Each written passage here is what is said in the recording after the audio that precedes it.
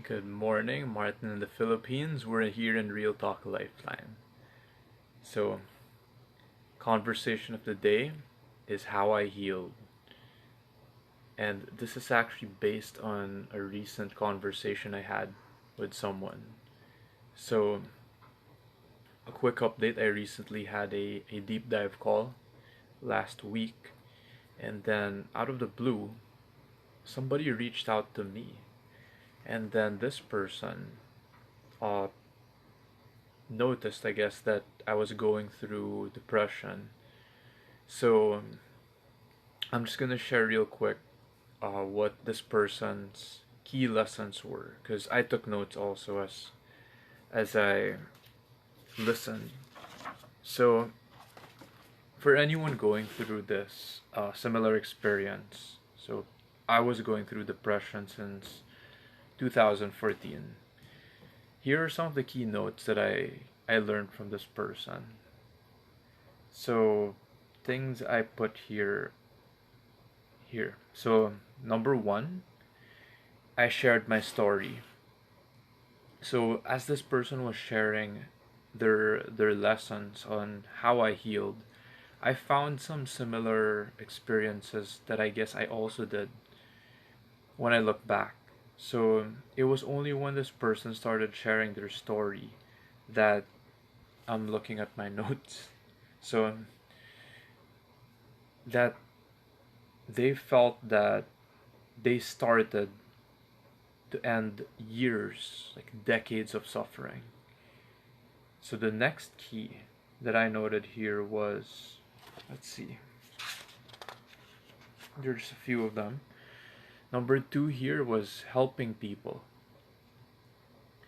And the line that hit me here was helping people made me feel worthy. And it could be anyone. So here in the Philippines, it could be an old woman, like a lola, or something like that. And sometimes you just find moments of genuine joy. That person could be poor, that person could be homeless, and then maybe you buy that person a meal, you know. So helping people, that was another thing that helped heal this person. The next one is, I would paraphrase this to, when you do something that you thought wasn't possible. So, what are examples of this? Like conquering a mountain, you know, I've done that. You could go diving, like scuba or, deep sea diving like that. I don't know how to swim or float, so I haven't done that. Any challenge, the good kind of challenge where you conquer your fear. So none of that stuff like doing drugs or something that gets you addicted. Like you could tell the difference if it's something that isn't right. Another key here is when you start doing the things that you promised yourself. So the way I would paraphrase this is, it's like you have a dream board. You have you have goals, things or dreams that you've always wanted to do in your life. And then you start doing them. So I believe that too because I experimented with the dream board. Let me do that quick. Let's see if it comes out. So this is mine. Just super quick. And then, pardon. Okay, so this is mine as of 2021. Let's go back. And yeah, believe it or not, some of the stuff in that dream board have come true. So again, I'm not that spiritual woo woo, but it happens. So as long as it works, it works. Another key, so let's get going here, that I wrote is, let's see, you attract what you are. So there was a line here that Another good one that hit me. So let me let loose on this one. Free flow on this. It's only when the person got better that this person's, how do I say this without keeping this person's privacy?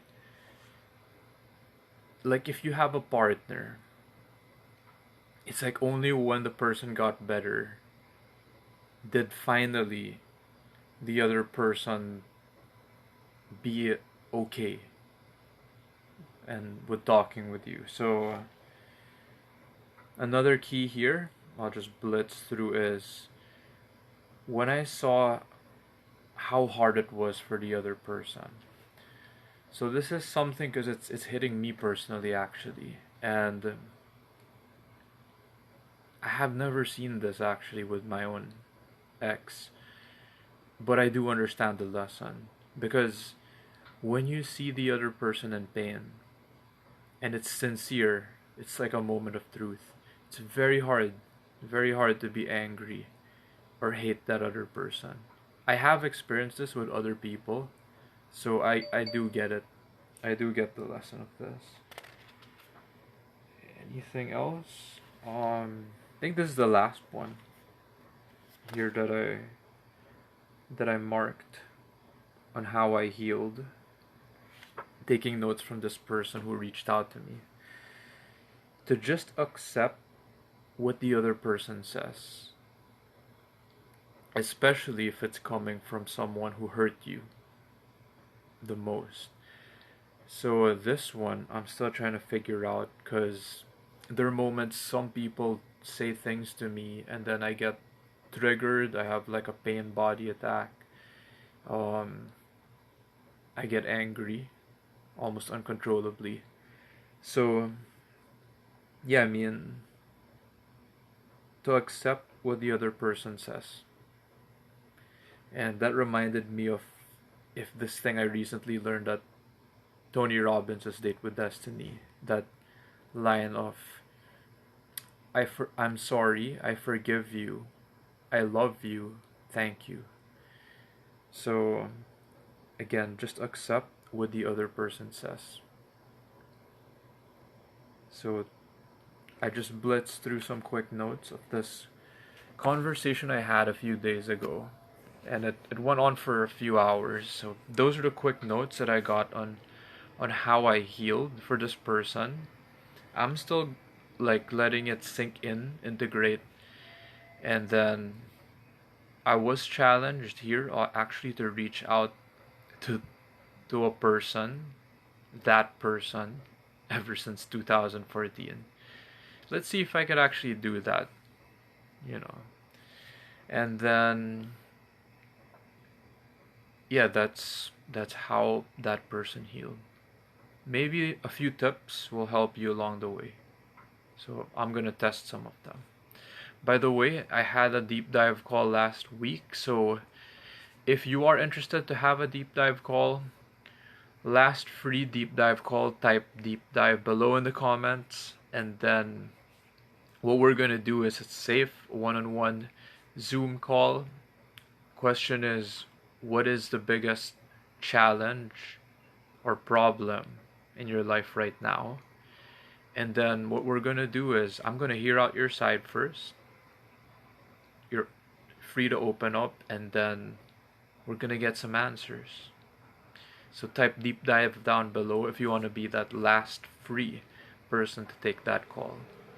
Thank you guys. Have a great blessed day.